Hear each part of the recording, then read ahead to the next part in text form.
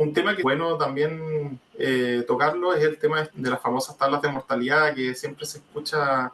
Es bueno ahondar un poco y precisar a qué se refieren las tablas de mortalidad. La tabla de mortalidad es un tema probabilístico, por ende se puede inventarse. Es que la tabla de mortalidad dice que en promedio viven 90 años. Lo que hace es que se calcula una probabilidad de qué probabilidad tengo yo de vivir hasta los 90, de vivir a los 91. Si en promedio el hombre, por ejemplo, vive hasta los 90, por poner un ejemplo, obviamente que no se va, la probabilidad de que dure hasta los 120 años es bajísima. Obviamente que ese fondo o los fondos se van a distribuir pensando en esas probabilidades, y la cantidad de dinero que se deje para la pensión en caso de que viviese hasta los 120 años va a ser mínima.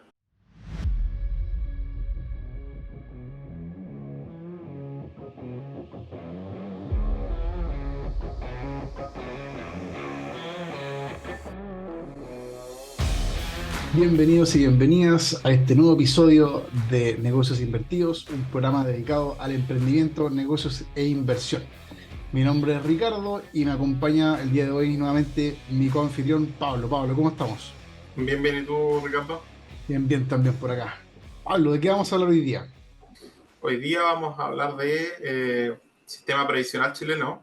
Esto es algo que no está directamente relacionado con lo que nosotros habíamos conversado de inversiones y emprendimiento, pero quizás es un tema, como lo hablamos en el primer capítulo de introducción, quizás un tema que le puede interesar a algunas personas, así que ahí vamos a estar viendo en los comentarios si es qué tan bien recibido es. Vamos a hacer una pequeña, no una clase, pero vamos a hacer una pequeña introducción de lo que es el sistema previsional chileno, cuáles son los pilares que lo conforman, y también el entender qué cosas o qué elementos afectan a la pensión que recibe cada persona, que es un poco uno de los grandes temas, cuáles son los factores que afectan a las pensiones de los chilenos. Perfecto. ¿Cuáles son tus credenciales para poder exponer sobre este tema, Pablo? Bueno, yo me acredité como asesor previsional durante este año. Que es un asesor previsional, que es una persona que informa y asesora a las personas respecto a tanto en el periodo de acumulación, que se le llama la vida activa, que es cuando uno está trabajando, o ya la vida pasiva, que es cuando la persona ya se pensionó. El asesor, obviamente, uno de los roles importantes es el hecho de asesorarlo en la modalidad de pensión al momento de elegir ya pensionarse. Obviamente nosotros somos independientes a cualquier AFP o compañía de seguro. Lo más importante es que el cliente, la persona, el afiliado, reciba la mejor orientación, tener las mejores herramientas para poder decidir, ya sea sistema FP o sistema de compañía de seguro, que sería retiro programado o renta vitalicia. Entonces, es un poco eso el trabajo que hace el asesor. Esto está todo normado por la Superintendencia de Pensiones. Hay las comisiones, por ejemplo, al momento de pensionar a una persona está todo normado. Hay ciertos porcentajes que se tienen que cobrar, o hay topes máximos. Por ende, está todo normado, como dije, la superintendencia es la que se encarga de velar porque se cumpla todo esto. Bueno, para explicar un poco el sistema previsional chileno, se compone de tres pilares. Voy a hacer algo súper introductorio y a grandes rasgos, como para poder irnos al tema más de lleno de las pensiones. Pero son tres pilares: el obligatorio, el voluntario y el solidario. El obligatorio es el clásico 10% que a uno lo descuentan el sueldo para que se vaya a la FP. El voluntario, ahí uno tiene distintas alternativas, pero lo más clásico es el APB, depósitos convenidos, hay distintos sistemas para poder aportar voluntariamente. La cuenta 2 Y el también. último, que es la cuenta 2. Claro, la cuenta 2 es, si bien es voluntario, lo que sí es algo distinto al APB, porque la cuenta 2 actúa casi como una manera de inversión para distintos fines, no es de carácter únicamente previsional, en el sentido de que el APB, si es que uno lo retira antes de tiempo, antes de pensionarse, ahí hay un castigo porque hay una bonificación por hacer el APB. Y esa bonificación se pierde si uno retira el dinero antes de pensionarse, porque obviamente los fines de ese dinero era la jubilación, Ya, perfecto. la pensión. La cuenta 2 actúa básicamente como una manera de invertir dinero y uno lo puede retirar sin tener ningún castigo, ya que tampoco hay bonificación. Pero efectivamente es una de las cosas que también está dentro del pilar voluntario. Pero quería hacer ese alcance, ya que si bien son súper parecidos, de hecho el APB, la cuenta 2 uno lo puede abrir, por ejemplo, en una FP. Hay otras entidades que también comercializan, por ejemplo, la APB, pero en el caso que uno lo quiera hacer en la AFP, uno podría estar con el APB, la cuenta 2 en el mismo multifondo, rentando parecido, pero obviamente que el APB, como les mencionaba, tiene tiene un carácter más previsional y por ende tiene otros beneficios. Y ahí ya viene en parte la asesoría de qué es lo que quiere la persona, si quiere, está ahorrando para comprarse una casa, para la pensión, y obviamente ahí depende de los fines que tenga la persona, cuál le conviene más. Y el último, que es el pilar solidario, que ahí entra la ayuda más reconocida y la más popular, que es la PGU, que obviamente ayuda a aumentar la pensión de las personas que obviamente no llegan a un cierto nivel o monto de pensión. Así que esos serían los tres pilares. Quizás si es que los comentarios nos dicen las personas que están interesados, podemos ir desarrollando un poco más la idea de cada uno de estos y ir ahondando un poco más en los detalles de cada uno. O sea, más que nada hablar respecto o sea, recalcar nomás los pilares, entonces tenemos el pilar obligatorio, el pilar voluntario y el pilar solidario. Esos tres pilares son los que van a Exacto. componer eventualmente nuestra pensión cuando nos jubilemos. Exactamente. Bueno, yendo ya al tema principal, que es cuáles son los factores que afectan a la pensión. Hay que recordar que uno, como mencionamos en los temas de los pilares, nos vamos a centrar en lo obligatorio y el voluntario. La persona va juntando dinero a medida que va trabajando, se le va descontando su 10%, va juntando dinero en su cuenta de ahorro obligatorio, y además la persona puede tener, por otro lado, ahorros voluntarios. Al momento de llegar a la edad legal, que es la parte más, la zona más típica, la modalidad más típica de pensión, que es la pensión de vejez, porque nuevamente aquí hay distintos tipos de pensiones. Está la pensión de vejez, está la pensión de invalidez y está la pensión de sobrevivencia. No me quiero enfocar en la de invalidez y la sobrevivencia, la vamos a dejar quizás para más adelante, enfocándonos en lo que es la pensión de vejez. La persona llega a la edad legal, que son los 65 años en el caso de los hombres, 60 años en el caso de las mujeres, y qué es lo que se hace: la persona va a buscar su certificado de saldo y hace el trámite de solicitud de pensión. Y ahí aparece en el certificado de saldo cuánto tiene y hace todo ese trámite para que después, mediante un partícipe, ya sea un asesor previsional, la misma FP, se haga una solicitud de oferta y le lleguen las ofertas tanto de las compañías de seguros para la renta vitalicia como de la AFP para irse a retiro programado. Perfecto. ¿Qué es el monto con que la persona se presenta con su certificado de saldo y qué es lo que va variando?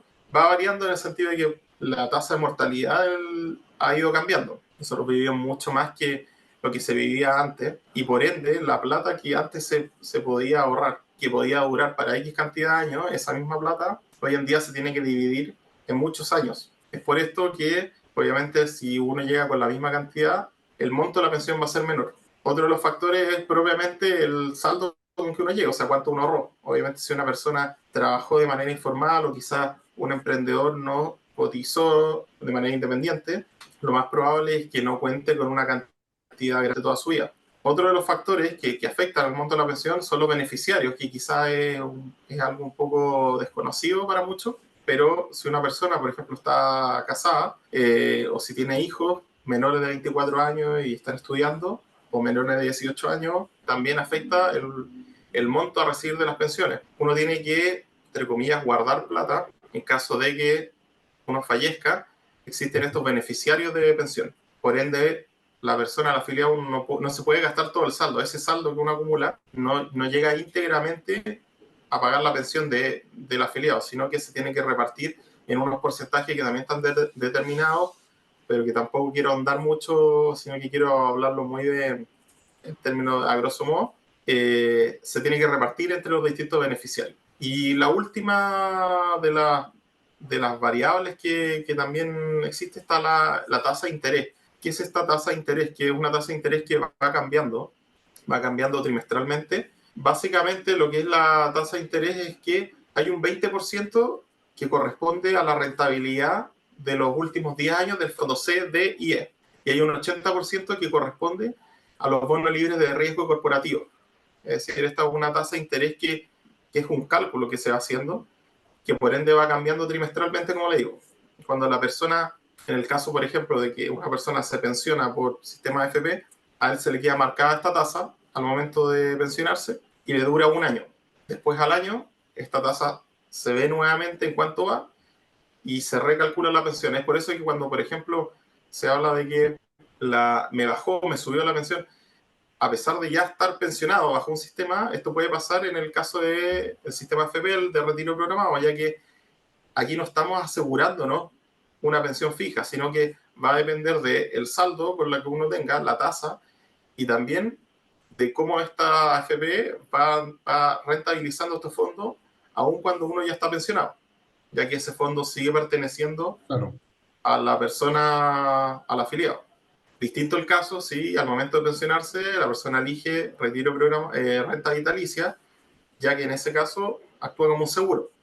Es decir, yo le paso mi plata, mi saldo, a la compañía de seguro y ellos al final me aseguran una pensión vitalicia, tal como dice el nombre, hasta el día que yo fallezca. No reajustando. Y queda un UF, pero es un valor. O Vale. sea, es el valor y, y obviamente también ellos se encargan de pagar los beneficiarios de sobrevivencia en caso de que correspondan, ya sea esposa, cónyuge, hijos, padres de filiación no matrimonial, eh, padres incluso del afiliado también podrían llegar a ser beneficiarios. La compañía de seguros se encarga de pagar esas pensiones. Perfecto. Entonces, Ese es un poco el panorama, cómo va afectando este monto al momento de pensionarse. vale, entonces me jubilo por edad, por vejez, llego a los 65 años, pido este saldo, ¿cierto?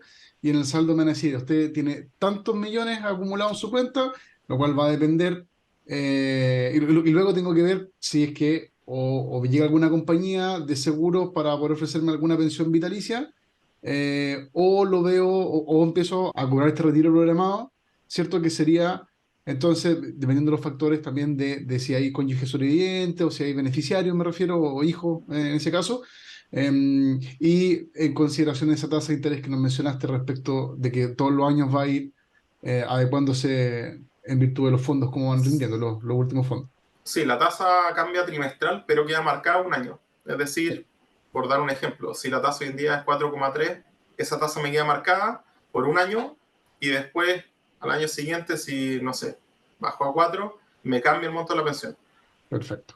Entonces, es súper importante, eso solo en el caso de retiro programado. En el caso de rentas vitalicias, no corre el tema de la tasa, ya que actúa como seguro. Tal como dije, uno paga al final por asegurarse el obtener la misma pensión hasta el último de los días que uno viva.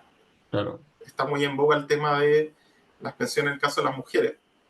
Y si hablamos de los factores que afectan a los hombres y a las mujeres en las pensiones, tenemos que hablar por qué quizás la mujer recibe, o las pensiones de la mujer en general son tan bajas. Y quisiera también, claro, aclarar el punto de que las tablas de mortalidad, que son unas tablas que se generan en base a probabilidad de cuánto uno vive, cuánto va a vivir el hombre, cuánto va a vivir la mujer.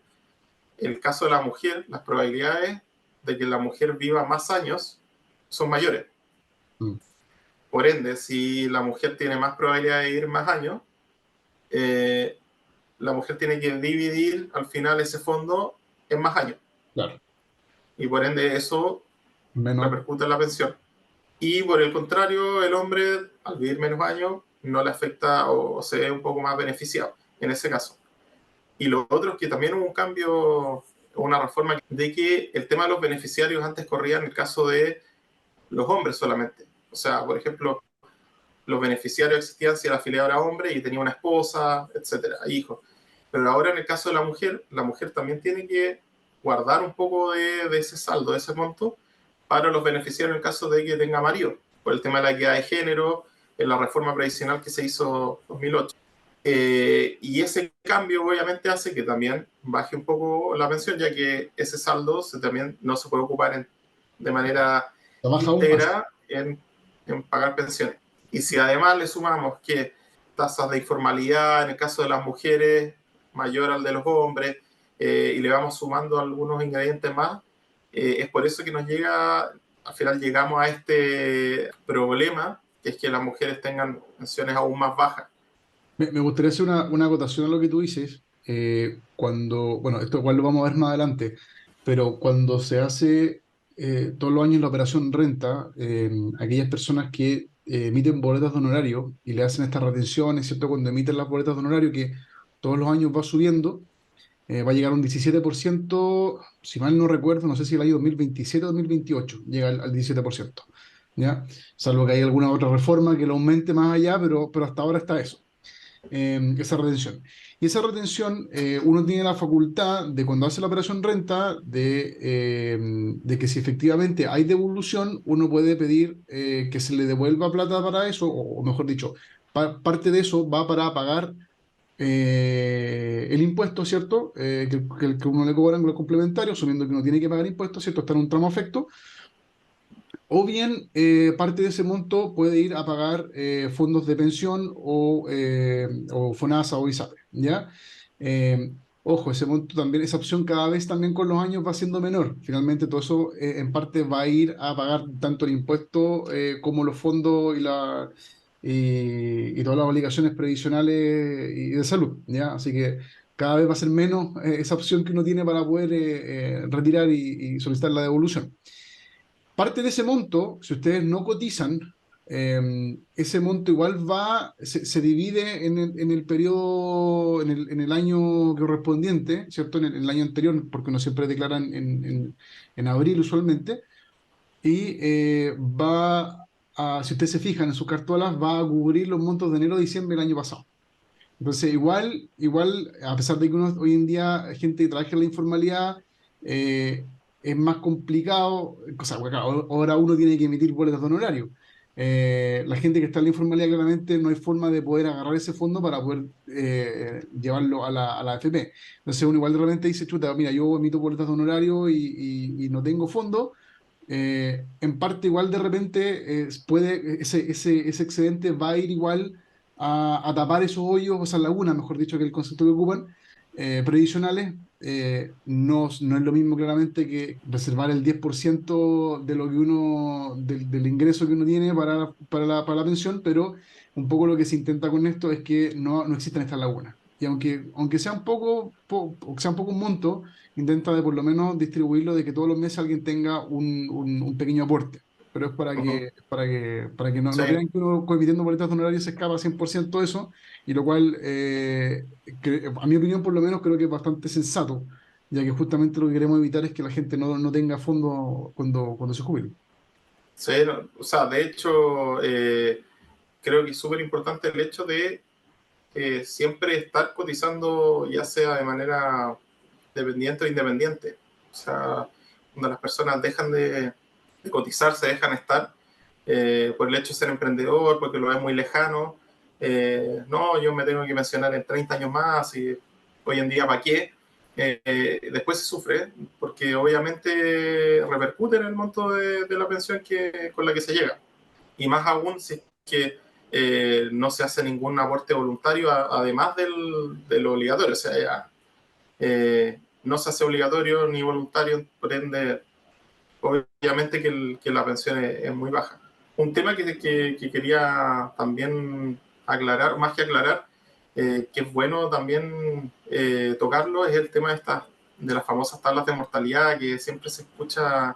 Es bueno ahondar un poco y precisar a qué se refieren las tablas de mortalidad.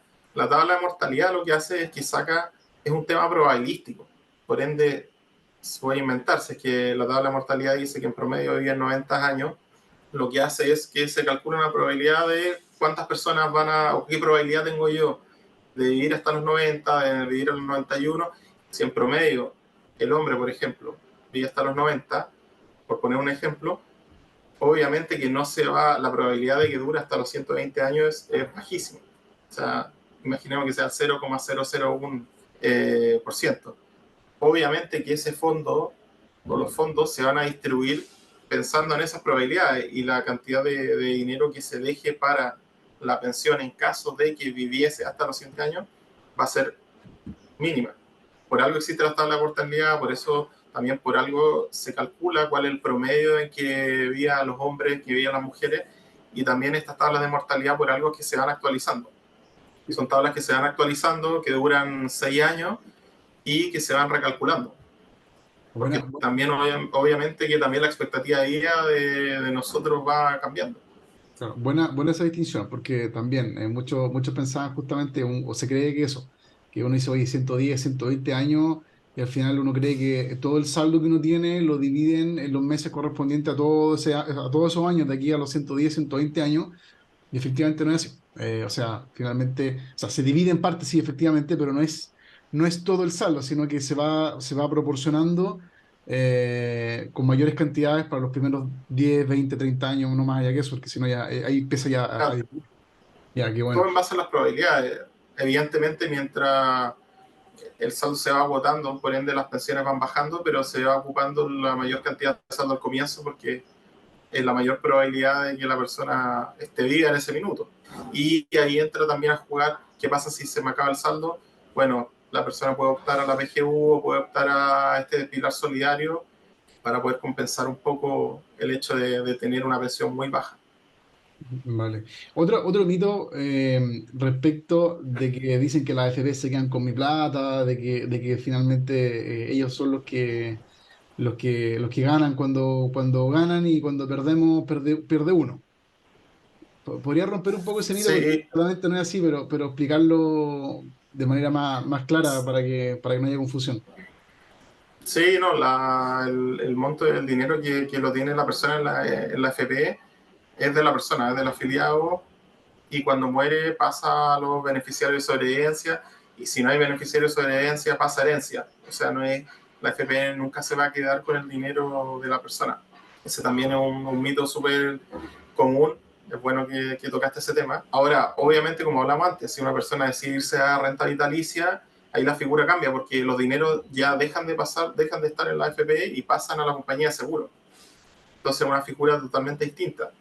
Más adelante quizás podemos hacer un video de los pros y los contras del retiro programado, la renta vitalicia. De hecho, hay más modalidades de pensión, porque hay mezcla de los dos. O sea, uno puede también elegir la modalidad retiro programado con renta vitalicia, eh, o una renta temporal con renta vitalicia y feria, pero después vamos a ir explicando las otras modalidades.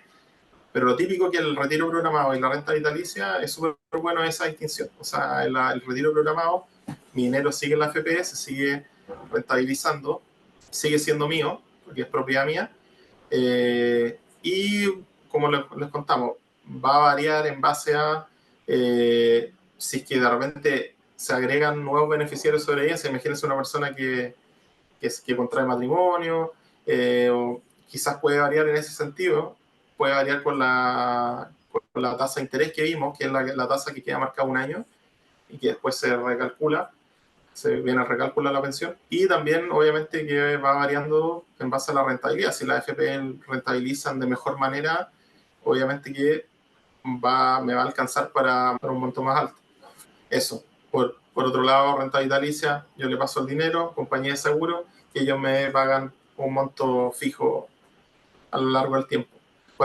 Cuando uno va, también es bueno decirlo, cuando uno va a la solicitud, hacer la solicitud de oferta, y me llega la oferta de la FP y de las compañías de seguro, esa tasa con la que se calcula que yo hablaba en la FP, que se cambia trimestralmente y queda marcada por un año, la compañía de seguro también lo hace. Ellos tienen su tasa interna que va cambiando diariamente, pero lo que iba es que no pasa como la FP que queda marcada por un año, después va cambiando, no. Esto es un seguro, uno entrega su fondo y ellos se comprometen también a entregar la pensión que ofertaron, en caso Vale. de que la persona se haya ido a renta vitalicia.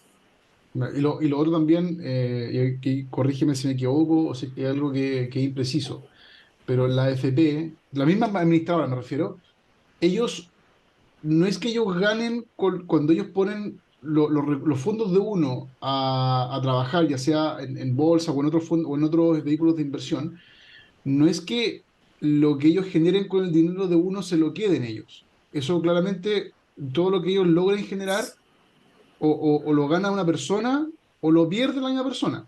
Lo que ellos ganan finalmente es la comisión que uno paga todos los meses cuando paga la administración, ¿o no? Ahí también es bueno mencionarlo, como aclararlo un poco. La AFP es una empresa que me pasa, de hecho, pasó hace muy poco que salen los resultados, salen las utilidades y la gente dice, oh, las utilidades de la AFP son enormes y por el contrario los multifondos han caído. Esas son las noticias, que todos los multifondos cayeron. Entonces, obviamente la gente tiende a pensar, ¿y por qué por un lado la AFP gana tanta plata y mis multifondos caen? Hay mucha confusión respecto a cómo funciona. Entonces, para aclararlo, una cosa es la empresa, la AFP, y como bien dice, primero la AFP, ¿cuáles son los ingresos? La comisión, que es una comisión por flujo, no por saldo. Es decir, a mí no me cobran por el saldo que yo tengo en la cuenta obligatoria, sino que me cobra en base al flujo de todos los meses que gane respecto a la remuneración al sueldo imponible. Entonces ahí me cobran una comisión en base a eso, que la comisión es distinta según cada FP. Ese es el ingreso que tienen ellos, además de otros ingresos como las comisiones que cobran por APB y otro tipo de cosas, pero esos son los ingresos que tiene la FP. Bueno, además también aclarar que de todas las comisiones que ellos recaudan, también existe lo que es el encaje, que es que en la AFP hay una parte del patrimonio que ellos tienen que poner a rentabilizar en los mismos multifondos que ellos invierten. Es decir, están las comisiones que ellos cobran, pero además ellos tienen que poner plata, no sé si decir de su bolsillo, pero plata de su patrimonio, a rentabilizarlo a lo que se llama el encaje.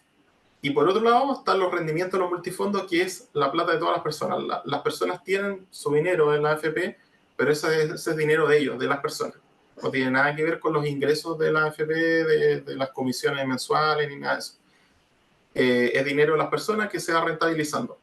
¿Cuál es el incentivo de la AFP? Obviamente que hacerlo de buena manera, porque si es que ellos tienen buenos rendimientos, no solo es que ganan las personas con los dineros que ellos tienen, con el dinero que tienen las personas en sus cuentas de la AFP, sino que además la misma AFP, como yo les mencioné que tenía este encaje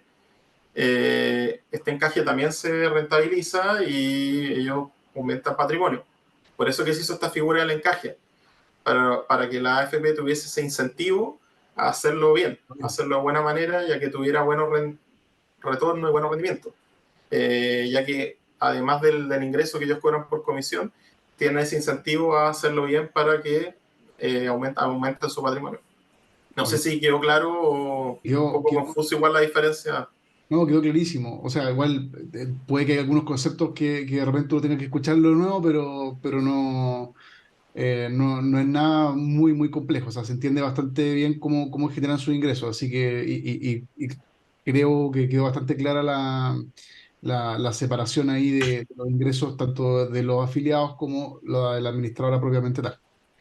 Pablo, Sí, todo esto es a grandes rasgos. de Obviamente, todas si es maneras, que hay un tema que quieren tocar o que les interese para abordarlo en profundidad, felices de hacerlo.